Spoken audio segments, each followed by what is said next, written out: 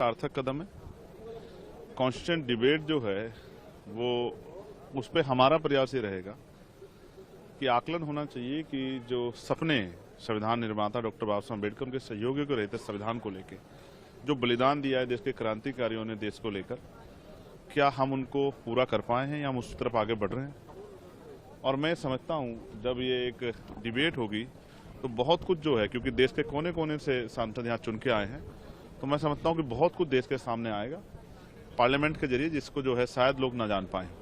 मेरा तो बहुत अच्छा जो है, क्योंकि मैं एक वकील भी हूँ और कॉन्स्टिट्यूशन पे मेरा जो है एक अच्छा जो है हमेशा जो है ये रहा है कि कॉन्स्टिट्यूशन पे चर्चा जरूरी है और कॉन्स्टिट्यूशन के मूल्यों को जो है समझना जरूरी है। देश के एक बहुत बड़ा तबका जो बहुत पढ़ा लिखा भी है वो भी अपने राइट्स और ड्यूटी नहीं जानता है। तो बहुत कुछ है जिस पे हम लोग चर्चा करेंगे और देश के सामने लाने का प्रयास करेंगे। और मेरा विश्वास है कि ये चर्चा सार्थक चर्चा अगर रही तो इससे नौजवानों को और नई आने वाली जनरेशन को बहुत कुछ जानने समझने का मौका मिलेगा। Cabinet approve one nation one election bill आने दीजिए।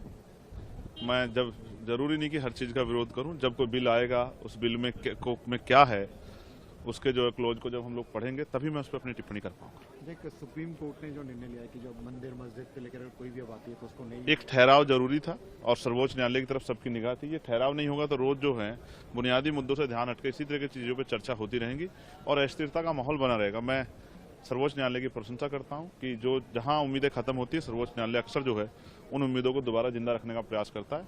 इसलिए सर्वोच्च न्यायालय का धन्यवाद। और भविष्य में भी जो है जाति, धर्म, भाषा, स्थान के आधार पर गैर बराबरी जो हो रही है उस गैर बराबरी के खिलाफ बराबरी का जो है संदेश माननीय सर्वोच्च न्यायालय से आता रहे और इस तरह के जो डिस्टर्बिंग एलिमेंट हैं जो देश का माहौल खराब करना चाहते हैं, देश का माहौल बिगाड़ना चाहते हैं, उन पे जो है अंकुश लगे, इसका भी मैं जो है सर्वोच्च न्यायालय से प्रार्थना करता हूँ। जो इलाहाबाद जज ने बोला था उसके बाद इम्पीचमेंट नोटिस किया है जरूरी है और मैंने उस पर सिग्नेचर भी किया। और मैं आपको फिर ये स्पष्ट करता हूँ, अगर ऐसे जज, जैसा मैंने पहले भी कहा, अगर वो प्रमोट हो गया सुप्रीम कोर्ट आ गए तो कोई ऐसा फैसला ना दे दे जिसका नुकसान जो है देश को एक बड़ी क्षति के रूप में उठाना पड़े।